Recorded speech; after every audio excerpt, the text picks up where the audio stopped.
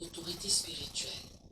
La raison pour laquelle nous l'appelons notre autorité spirituelle est qu'une partie de notre but à travers cette série est de vous aider à comprendre le monde spirituel et son influence sur le monde physique, afin que vous exerciez l'autorité qui vous a été confiée en tant que croyant en Jésus-Christ, dans le contexte de sa volonté. En réalité, à partir de la semaine prochaine, nous nous rendrons au tribunal. Et ce que vous allez découvrir est que la plupart de vos batailles spirituelles sont gagnées et perdues au tribunal. En effet, il y a une salle d'audience au ciel. Cependant, si vous n'êtes pas familier avec le déroulement au tribunal, que vous ne comprenez pas comment fonctionne la salle d'audience, comment les verdicts sont déterminés et comment les procès sont distribués, les poursuites contre vous cherchant à vous enlever vos droits en tant que citoyen du royaume, vous pourriez même ne pas vous présenter au tribunal et être accusé d'outrage à magistrat.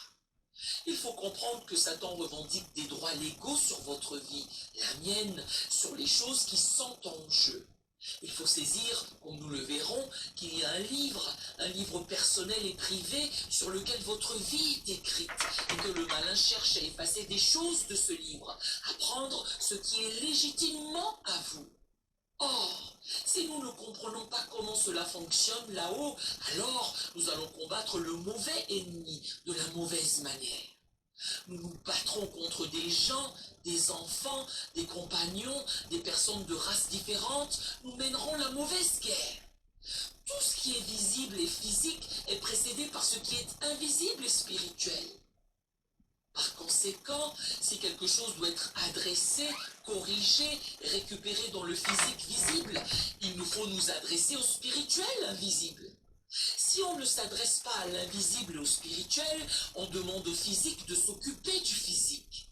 Mais comme le problème n'a pas commencé là, mais qu'il a commencé dans le monde spirituel invisible, on s'attaquera à un symptôme et non à la cause première. Il faut donc que l'on arrive à appréhender que c'est ainsi que le monde fonctionne.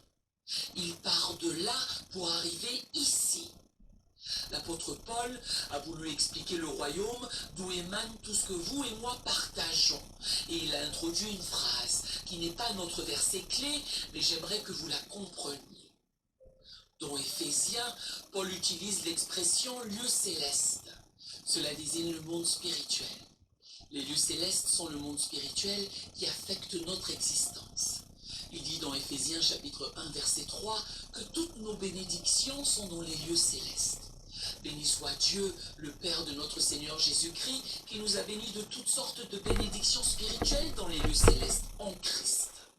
Dans Éphésiens 3 verset 10, que les anges agissent et que l'Église agit dans les lieux célestes, afin que les dominations et les autorités dans les lieux célestes connaissent aujourd'hui par l'Église la sagesse infiniment variée de Dieu. Au chapitre 6, verset 12, qu'il y a un combat spirituel dans les lieux célestes. Car nous n'avons pas à lutter contre la chair et le sang, mais contre les dominations, contre les autorités, contre les princes de ce monde de ténèbres, contre les esprits méchants dans les lieux célestes. C'est dans les lieux célestes que cela se passe, c'est-à-dire dans le monde spirituel. Car tout ce qui est visible et physique est précédé par ce qui est invisible et spirituel.